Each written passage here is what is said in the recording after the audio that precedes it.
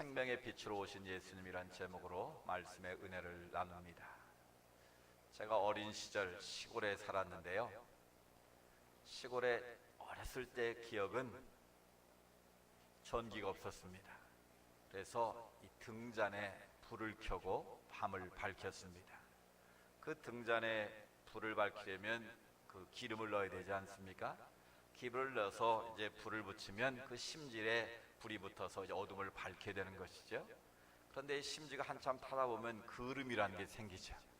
그래서 그 등잔 위에 보면 그을음이 달라붙으면 빛이 잘 비치지 않으니까 그거를 이제 긁어내는 그런 걸 봤습니다.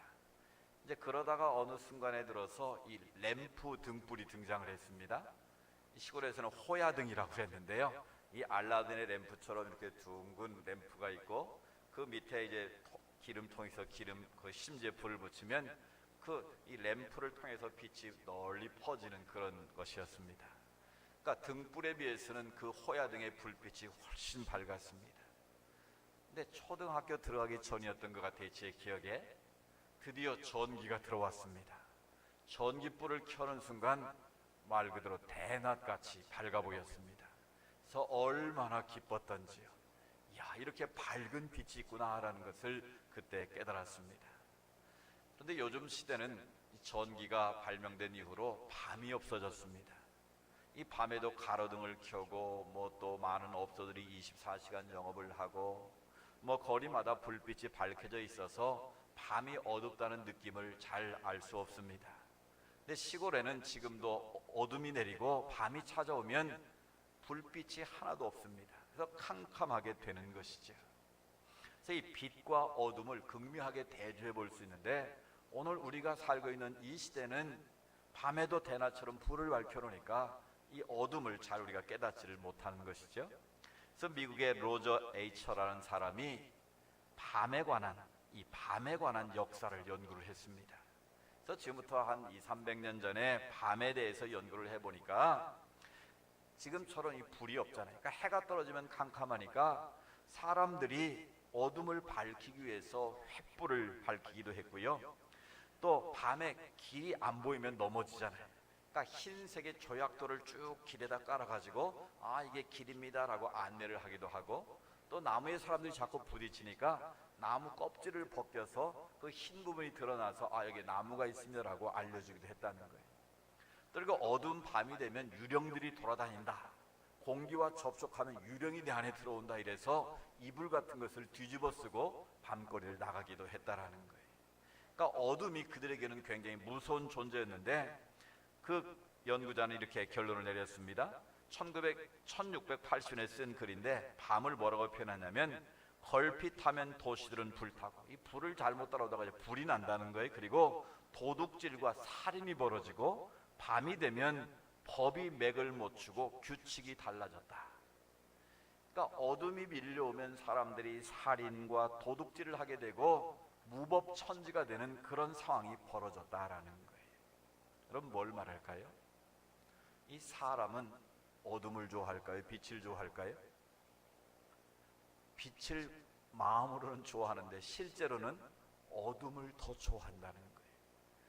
여러분, 죄를 낮에 짓습니까? 밤에 주로 짓습니까? 대낮에 죄 짓는 사람은 별로 없어요. 그건 양심이 화인 맞은 사람이 아니고서는 주로 어두운 밤에, 또 제정신으로 못하니까 술에 취한 상태에서, 때로는 마약에 취한 상태에서 사람들이 실수하고 또 잘못을 범하고 죄를 짓는 모습을 보게 됩니다. 그래서 하나님께서는 제일 먼저 천지를 창조하실 때 뭘 지으셨을까요?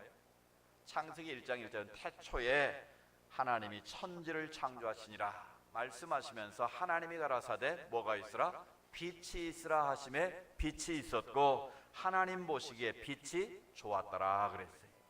그러니까 하나님이 제일 먼저 만드신 것은 뭐예요? 바로 빛을 만드셨다는 거예요. 하나님이 우주를 창조하기 이전의 세상의 상태를 두 단어로 성경은 표현하는데, 흑암과 공허함이 가득했다라고 말합니다. 흑암이 가득했다는 것은 뭘까요? 어둠이라는 것은 바로 무질서를 말하는 거예요. 이 로저 에이처가 고백한 것처럼 어둠이 되면 법이 필요가 없는 무법천지가 됐던 것처럼, 이 창조주 하나님께서 우주 만물의 질서를 만드시기 이전에는 흑암의 상태였다는 거예요. 즉 무질서의 상태였다라는 것입니다. 그런데 하나님께서 빛이 있으라 말씀하셔서 빛이 생기니까 무질서, 혼돈의 삶이 질서 있는 삶으로 회복되게 되었다라는 거예요. 또 창조 이전의 삶은 공허했다 그랬어요. 이건 속이 비어있다라는 의미도 되지만 사람들이 삶의 존재의 의미와 이유를 모르고 살았다라는 거예요. 여러분, 이 시대의 가장 큰 적은 무엇일까요? 바로 무의미입니다. 사람들이 삶의 의미를 깨닫지 못하고 사는 거예요. 왜 그럴까요? 빛으로 오신 예수님을 만나지 못하면 어둠을 사랑하는 삶으로서는 도저히 인생의 의미를 발견할 수가 없다라는 거예요. 그래서 하나님께서 제일 먼저 빛을 만드심으로 인간의 어둠을 물리치시고 무질서를 질서의 삶으로 만드시고, 그 다음에 공허, 무의미한 삶을 의미 있는 삶으로 만드신 것이 하나님 만드신 최초의 일이었다는 거예요. 그래서 하나님은 그 빛을 보시고 보시기에 좋았더라. 그러니까 지금도 하나님은 뭘 좋아하실까요? 빛 가운데로 걸어가는 삶을 좋아하신다는 거예요. 빛 가운데로 주님과 함께 동행하는 삶을 원하신다라는 거예요. 그런데 우리 인생들은 어떻습니까? 빛보다는 어둠을 더 좋아한다라는 거예요. 왜 그럴까요? 바로 아담과 하와가 하나님의 뜻을 거스리고 범죄한 이후에 모든 죄에 빠진 인간들은 빛보다 어둠을 더 사랑했다라고 성경은 증언하고 있습니다. 그래서 어둠은 바로 사단이 지배하는 상태입니다. 어둠은 바로 마귀가 지배하는 상태를 의미합니다. 여러분, 에베소 2장에 보시면 허물과 죄로 죽었던 너희를 하나님이 살리셨다라고 말씀하십니다. 허물과 죄로 죽었던 상태는 뭔가? 바로 공중 권세를 잡은 자를 따르는 삶이라고 말합니다. 공중 권세를 누가 잡고 있습니까? 바로 악한 사단과 마귀 세력이 공중 권세를 잡고 지금도 많은 사람들을 미혹하고 있다는 거예요. 그래서 어둠 가운데로 우리 인생을 자꾸 끌고 가려고 한다라는 거예요. 그래서 사람들은 사단의 권세 아래 놓이게 되면 빛보다는 어둠을 사랑하고 어둠 가운데 거하기를 좋아한다는 거예요. 그래서 우리가 주님을 만나게 되는 우리는 어둠의 자식들이었습니다. 진노의 자식이고 불순종의 자녀들이었다는 거예요. 그래서 마귀의 종노릇하는 어둠의 자식들을 하나님께서 누구를 보내셔서? 예수 그리스도를 보내셨다라는 거예요. 인간의 힘과 인간의 방법으로는 그 어둠을 물리칠 수 없게, 물리적인 어둠은 빛을 밝혀서 몰아낼 수 있지만 내면의 죄로 인해서 어두워진 영혼의 어두운 밤을 우리 인간의 힘과 노력으로는 도저히 해결할 수가 없었다는 거예요. 그래서 하나님께서 사랑의 사도 요한이 말한 것처럼 로고스이신 하나님, 태초에 하나님이 말씀과 함께 계셨는데 그 말씀이 이 땅에 빛으로 오셨고 빛으로 오신 그 예수님이 바로 우리 가운데 임하셨다라는 거예요. 그래서 예수님은 이 땅에 어둠을 몰아내시고 우리에게 뭘 주러 오셨습니까? 생명의 빛을 주러 오셨다라는 거예요. 그래서 오늘 제목이 바로 생명의 빛으로 오신 예수님이십니다. 지금 이 순간에도 많은 사람들이 어둠 가운데 사로잡혀 있습니다. 어둠의 영이 그 마음을 사로잡게 되면 거기서 살인이 나오고 폭력이 나오고 죄가 나오고 간음이 나오고 우리가 온갖 말로 형언할 수 없는 로마서 1장에 인간의 추악한 모습이 드러난다라는 거예요. 여러분, 우리가 죄를 짓고 싶어서 짓는 사람이 누가 있겠습니까? 우리가 바르게 살고 의롭게 살기를 원하는데 이 어둠의 권세를 잡은 마귀가 우리의 마음을 지배하기 시작하면 나도 모르게 그런 죄악의 길로 빠지게 된다라는 거예요. 나도 모르게 그런 어둠의 길로 점점점 빠지게 된다라는 거예요. 이런 재미있는 이야기가 있습니다. 사단이 한 젊은이를 유혹을 했습니다. 어떻게 유혹을 했는가 하면 잔 10개 잔을 가득 채워놓고 그 중에 하나에만 독약을 넣었습니다. 그리고 이제 내기를 하는 겁니다. 자, 지금 10개의 주스 잔이 있는데 그 중에 하나에는 마시면 죽는 독이 들어있다. 그런데 만약 네가 그것을 잡지 않고 다른 주스를 잡으면 네가 원하는 만큼 내가 돈을 다 주겠다. 그리고 그 돈이 떨어지면 언제든지 다시 오면 또 내기를 내가 해주겠다. 그래서 이 청년이 그 내기에 그만 유혹의 덫에 걸려들고 말았어요. 그래서 10개 가운데 마음을 단단히 먹고 하나를 딱 잡고 완샷에 마셨어요. 죽었을까요? 안 죽었을까요? 운이 좋게도 주스잔을 택했어요. 그래서 시원하게 마시고, 자, 나 안 죽었으니까, 독배를 마시지 않았으니까 나에게 돈을 주시오. 사단이 웃으면서, 그래, 내가 약속했으니까 너에게 돈을 주마. 그리고 희낙낙하며 가는 청년의 뒤에다 대고 한마디 합니다. 돈 떨어지면 언제든지 다시 와라. 그럼 내 얘기를 다시 하게 해줄게.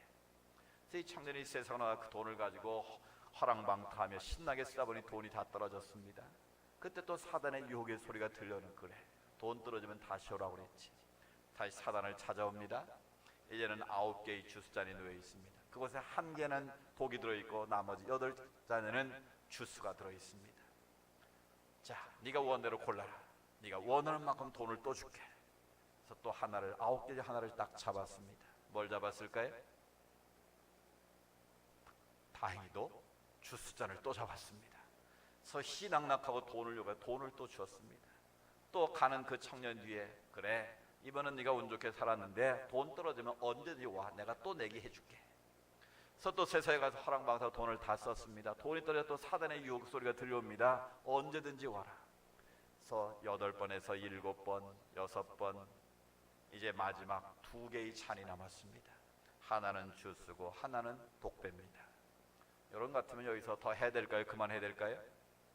그만해야 되죠. 그죠? 정신 차려야죠. 확률은 2분의 1, 죽느냐 사느냐입니다. 그래, 이번에도 네가 원하는 둘 중 하나를 골라서 독배를 마시지 않으면 네가 원하는 거 내가 다 해줄게. 그래서 이제 청년이 세게 기도를 하고 딱 잡아서 완샷을 했는데, 죽었을까요? 안 죽었을까요? 안 죽었어요. 안 죽었어요. 운이 좋게도 다시 주스잔을 딱 들은 거예요. 그래서 이 청년이 희낙낙하고 돌아가는데 사단이 뒤에다 대고 한마디 합니다. 내 인생은 이미 끝났다. 네 인생은 더 이상 아무런 희망이 없고 가능성이 없다. 왜 그랬을까요? 이미 9번의 그 헛된 돈에 눈이 멀어서 그 인생은, 그 모든 것은 이미 황폐화되고 말았다라는 거예요. 더 이상 자신의 힘으로 살아갈 수 없는 그 인생은 완전히 망가진 인생이 되고 말았다라는 거예요. 이런 사단의 유혹은 바로 이런 거라는 거예요. 달콤하게 우리를 어둠의 길로 인도하는 거예요. 그래서 자꾸 좋은 당근을 제시하면서, 그래, 이번만 자꾸 끌려가다 보면 그 사단의 덫에 걸리면 헤어나올 수 없는, 결국 그 인생이 멸망길로 빠지고 만다라는 거예요. 이것이 오늘 이 시대를 살아가는 어둠에 속한 어둠의 자식들의 모습이다라는 거예요. 그 사람들이 처음부터 죄를 지려고 역사적 사명을 띠고 태어난 사람 아무도 없습니다. 부모는 도둑질해도 자식만큼은 도둑질하지 말고 착하게 살라고 교육을 시키는 것 아니겠습니까? 그런데 왜 이렇게 세상은 험하고 악한 것일까요?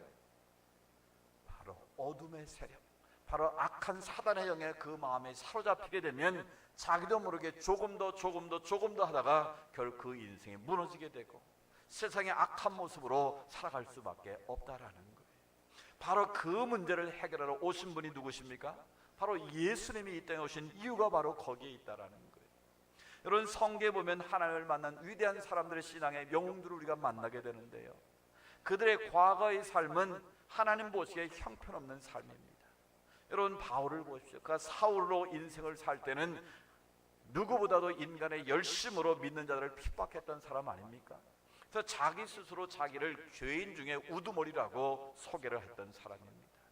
그러던 그가 예수님을 만나면 그 어둠이 사라지게 되면 그 인생은 새로운 희망이 생기는 거예요. 여러분, 이 시대가 아무리 어둡고 정말 악이 가득한 세대지만 빛으로 오신 생명이 되시는 예수님을 만나면 그 안에 희망이 있는 거예요. 아무리 세상 사람들이 기독교를 개독교라고 욕을 하고 온갖 수모를 다 준다 해도 저는 분명히 믿습니다. 교회만이 이 시대를 살 수 있는 유일한 희망인 줄로 믿습니다. 교회가 문제가 있는 게 아니에요. 교회를 섬기는 개인 한 사람 한 사람이 빛 가운데로 걸어가지 못하고 어둠의 영에 사로잡혀서 잘못된 삶을 사는 게 문제인 것이지, 주님의 피값 주고 세우신 교회가 문제가 있는 건 결코 아니라는 거예요. 그래서 교회를 섬기는 우리 한 사람 한 사람이 빛의 자녀답게 예수의 생명의 빛 가운데로 걸어가면 우리 개인에게도 희망이 생기고 사회에도 힘이 생기고 이 국가에도 희망이 생길 줄로 믿습니다. 그래서 오직 이 세상의 희망은 예수 그리스도고 교회에 있고 예수를 믿고 따르는 여러분에게 있는 줄로 믿습니다. 왜 그렇습니까? 복음은 모든 믿는 자들에게 구원을 주시는 하나님의 능력이기 때문에 그렇습니다. 우리는 이 죄악 가운데 살면서 내 스스로의 힘으로 어둠을 물리칠 만한, 죄악을 물리칠 만한 힘이 우리에게 없다라는 거예요. 그래서 사도 바울이 그런 고백을 하지 않았습니까? 로마서 7장에 뭐라고 말합니까? 오호라 나는 곤고한 사람이로다. 이 사망의 몸에서 누가 나를 건져낼 수 있겠느냐고 말합니다. 마음으로는 하나님의 법을 따라 살고 싶은데 육신으로는 죄의 법을 따라 사는 자신의 모습을 보는 거예요. 예수를 만나기 전에 그토록 핍박자였고 악한 괴수로 살았는데도 주님의 은혜로 구원받았음에도 불구하고 여전히 악한 길로 걸어가는 자신의 모습을 보고 나는 곤고한 사람이라고 절규할 수밖에 없었다라는 거예요. 여러분, 사도 바울이 그랬다면 오늘 우리야 뭐 더 말할 필요가 뭐가 있겠습니까? 그런 바울이 그런 죄의 무거운 짐으로부터 자질 수 있는 그 출발이 무엇입니까? 로마서 8장 1절에 그러므로 이제 그리스도 예수 안에 있는 자에게는 결코 뭐가 없어요? 정죄함이 없나니 그리스도 예수 안에 있는 생명의 성령의 법이 죄와 사함의 법에서 너를 해방하였음이라. 아멘. 그리스도 예수 안에 있는 무슨 법이? 생명의 성령의 법이 죄와 사함의 법에서 너를 해방시켰다고 선언하신 것입니다. 바울은 이 말씀을 붙잡고 죄의 포로에서 자유케 된 것입니다. 바로 예수 그리스도는 우리에게 구원을 주시는 하나님의 능력이기에 예수님을 인격적으로 만나면 우리 안에 있는 어둠이 사라지는 것입니다. 죄악의 포로에서 우리가 노임을 받게 되는 것입니다. 사단의 세력은 끊임없이 오늘도 우리에게 다가와서 정죄합니다. 요한복음 3장 19절에 보면 그 정죄는 이것이니 곧 빛이 세상에 왔을 때 사람들이 자기 행위가 악함으로 빛보다 어둠을 더 사랑한 것이니라. 사단의 권세에 잡힌 인간들은 여전히 빛보다 어둠을 더 사랑하고 하나님을 따르기보다 사단의 권세에 따라 사는 것을, 세상의 쾌락적으로 즐기며 사는 것을 원하고 있다라는 거예요. 그런 우리를 주님께서 이 땅에 오셔서 생명의 빛으로 오셔서 우리를 어둠에서 건져주시고 빛 가운데로 인도하신 줄로 믿습니다. 빛 대신 예수님을 만나는 그 순간 우리의 삶은 변화되기 시작하는 겁니다. 여러분, 내가 예수 믿은 지 몇 년이 됐나 한번 생각해 보십시오. 내가 지금 살펴보니까 나는 아무것도 변한 게 없어. 그렇게 생각할지 모르지만 아닙니다. 생명의 주 되시는 성령이 내 안에 들어오신 그 순간부터 나는 이미 변화가 일어나기 시작한 것입니다.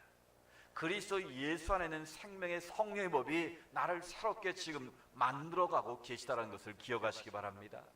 그래서 오늘 이 자리에 여러분들이 세상으로 가지 않고 예배의 자리에 왔다는 자체만으로도 이미 내 안에 놀라운 하나님의 구원의 역사가 진행되고 있다는 증거가 아니겠습니까? 따라서 예수님을 만나면 그 인생은 변화되기 시작하는 거예요. 예수님이 내 안에 나를 다스리고 통치하기 시작하시면 그 인생은 송두리째 바뀌는 역사가 나타나는 거예요. 그래서 우리는 예수님을 인격적으로 만나야 되는 거예요. 교회 다니는 자가 아니라 예수님을 매일매일 삶 속에서 만나고 예배의 자리에서 주의 영광을 보고 주님의 임재를 내가 경험해야 그 인생이 새로지고 변화될 수 있다라는 거예요. 저는 목사로서 예수님을 만나서 변화된 수많은 사람들을 지켜본 사람입니다. 예수님이 얼마나 위대하신 분인가를 저는 수많은 사람들을 통해서 보고 그 이야기를 여러분에게 수없이 간증할 수 있습니다. 제가 서로에 섬길 때 이런 분이 계셨습니다. 이분은 거의 알코올 중독자셨습니다. 근데 저희 교회에서 아버지 학교를 했는데 억지로 친구의 손에 이끌려서 아버지 학교에 등록을 했습니다. 그 아버지 학교를 통해서 자신이 정말 아버지의 역할을 제대로 하고 있지 못하는 걸 깨달았어요. 그래서 내가 어떻게 하면 아버지답게 살아가 볼 수 있을까? 그 나중에 이제 그분이 저희 교회에 등록을 했어요. 등록해서 자기 살아온 과거를 얘기하는데 이분이 좋은 대학을 나오고 종로에서 최고의 학원에 유명한 강사였더라고요.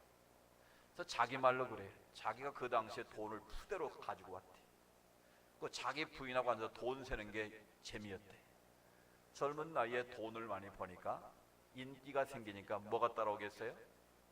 세상이 점점 좋아지기 시작하는 거예요. 그래서 밤마다 술집에 가서 술을 먹고 세상에 점점점 쾌락에 빠지기 시작하는 거예요. 그러니까 나중에 부인이 견디다 못해서 부인이 집을 나가버리고요. 아들만 둘인데 아들은 비행 청소년이 됐습니다. 두 아들이 집을 나가서 들어오지를 않는 거예요. 완전히 이제 풍비박산이되고 그 사이에 자기는 알코올 중독자가 돼서 더 이상 아이들을 가르칠 수 없는 상황이 된 거예요. 자기 인생도 망가지고 가정이 완전히 박살난 그런 절망의 상황에 있었어요. 그래서 폐인처럼 살아가는 그 사람에게 누군가가 손을 내밀어서 아버지 학교를 통해서 교회 오게 됐고 저를 만나게 된 거예요. 저 교회에 등록을 하고 신앙생활을 하기 시작을 했는데 제가 그랬어요. 아무리 당신이 지금 폐인 같은 상황에 있어도 생명의 주가 되시는 예수님만 만나면 당신 인생은 역전될 수 있다. 당신은 얼마든지 새로운 인생으로 거듭나는 인생을 살 수 있다. 내 말을 믿고 하나님의 말씀을 믿고 따르기만 해라. 세 분이 그때부터 예수를 믿기 시작하는데요, 얼마나 주의 말씀을 사모하는지요. 모든 예배 시간은 하나도 안 빠지고 다 오는 거예요. 새벽 시간, 새벽 기도 시간 다 나오고요, 수요 예배 드리고요, 금요 기도에 나와서 기도하고요, 주일날도 1부, 2부, 3부, 4부 예배까지 다 계속 드려요. 예배를 오후 또 찬양 예배 드려요. 그래서 새가족반을 수료하고 새가족반 수료식에서 간증을 하라고 얘기했더니 그 사람이 재밌는 한마디 말을 했어요. 그래서 다 우리가 배꼽을 잡고 웃었는데요, 뭐라 그런 줄 아세요? 목사님, 왜 주일이 일주일에 한 번밖에 없는 겁니까? 그게 무슨 말이에요? 주일이 일주일에 한 번밖에 없는 게 자기는 불만이라는 거예요. 매일매일이 주일이었으면 좋겠다는 거예요. 매일 주일 전에 나와서 주님 앞에 예배를 드리고 찬송을 부르고 말씀 듣고 기도하는 게 이게 자기의 천국이라는 거예요. 그래서 그분이 인격적으로 예수님을 만났어요. 세례를 받고 이제는 남은 인생 주를 위해 살겠습니다 고백하고 그 예수님을 신실하게 섬기는 하나님의 일꾼이 됐어요. 그분이 이제 집사까지 됐는데요, 그 한 사람이 변하니까 주님의 은혜로 술을 끊게 되고요, 술을 끊고 자기가 바르게 살아보려고 애를 쓰니까 집 나갔던 부인도 그 소식을 듣고 다시 돌아오고요, 또 나갔던 두 아들도 다시 부부가 회복이 되니까 그 아들도 다시 돌아오게 되고요, 그 가정이 그리스도 안에서 회복되는 놀라운 은혜가 임했습니다. 더 놀라운 것은요, 그 집안이 예수를 믿는 사람이 한 명도 없었대요. 근데 한 2년 3년 지났는데요, 그 집사님이 이제 집사 직분까지 받는데 와서 목사님, 최고로 기쁜 소식이 있습니다. 뭡니까? 그랬더니 자기 아버지하고 어머니가 그 고향 교회를 나갔다는 거예요. 어떻게 해서 나갔습니까? 그랬더니 너 같은 놈이 사람 된 그분이 누군지 내가 만나고 싶다. 누가 너를 그렇게 변화시켰냐? 그래서 내가 예수라는 분을 만났는데 예수님이 내 인생을 이렇게 송두리째 바꿨습니다. 아버지도 어머님도 예수님 만나면 이렇게 변화될 수 있습니다. 그래, 너를 그 예수를 나도 한번 만나보자. 그래서 교회를 나가기 시작했다는 거예요. 그래서 그 아버님이 교회 나가 그 집안 전체가 우리 다 예수 믿고 구원받자. 그래서 온 가문이 구원받는 하나님의 역사가 임한 줄로 믿습니다. 할렐루야. 이것이 바로 복음의 능력인 거예요. 어둠에 살던 그 인생이 예수님을 만나는 순간 그 인생이 송두리째 변화가 일어나는 거예요. 가정이 변화되고 그 가문이 복음화되는 하나님의 역사가 임하게 된 줄로 믿습니다. 그렇습니다. 중요한 것은 예수님이 이미 빛으로 이 땅에 오셨고, 그렇지만 세상 사람은 어둠을 더 사랑해서 예수님을 깨닫지 못하고 알지 못했지만 이미 저와 여러분은 예수 그리스도를 빛 대신 주님을 만난 사람들 아니겠습니까? 이것이 바로 하나님의 은혜가 아니겠습니까? 이것이 하나님께 주신 최고의 선물이 아니겠습니까? 그렇다면 이제 우리가 어떻게 살아야 되겠느냐라는 것입니다. 이제는 우리가 어떻게 사는 것이 하나님께 영광 돌리고 하나님의 능력을 선포하는 빛의 찬양한 모습이겠느냐라는 것이죠. 사도 바울은 자신의 모습을 바라보면서 에베소 5장 8절 9절에 이렇게 우리에게 선포합니다. 너희가 전에는 어둠이더니 이제는 주 안에서 빛이라. 빛의 자녀들처럼 행하라. 빛의 열매는 모든 착함과 의로움과 진실함에 있느니라. 아멘. 우리가 주님을 만나기 전에 뭐였습니까? 어둠이었습니다. 어둠에 속한 자식들이었습니다. 죄 가운데 살고 있던 우리들의 모습입니다. 죽어서 멸망받고 심판받아 지옥 갈 수 없는 우리 인생들이었다는 거예요. 그런데 주 안에서 빛이라. 이제는 생명의 빛으로 오신 예수님을 우리에게 영접하게 하시고 믿게 하셔서 우리를 빛의 자녀로 삼으셨다는 것이죠. 이제 우리가 빛의 자녀가 되었다면 지금부터는 어떻게 살아야 될까요? 빛의 자녀들처럼 행하라 말씀하십니다. 여러분, 빛의 자녀로 우리가 산다는 게 뭐겠습니까? 바울은 그것을 빛의 열매를 맺는 일이라고 말합니다. 빛의 열매는 무엇인가? 모든 착함과 의로움과 진실함에 있느니라. 주님 앞에서 선하게 살라라는 거예요. 이 착하게 산다는 말은 세상에 말하는 나쁜 짓 안 하고 그냥 좋은 일 하며 산다, 이런 의미가 아니라 좀 더 적극적인 의미를 가지고 있습니다. 하나님은 어떤 분이십니까? 우리가 God is so good 그렇게 찬양. 하나님은 선하신 분이에요. 그 안에는 어둠이 없으시고 거짓이 없으시고 진실하신 분이세요. 그 하나님이 말씀이 육신되어 우리 가운데 거하셨는데 은혜와 진리가 충만한 분이 바로 예수님 아니십니까?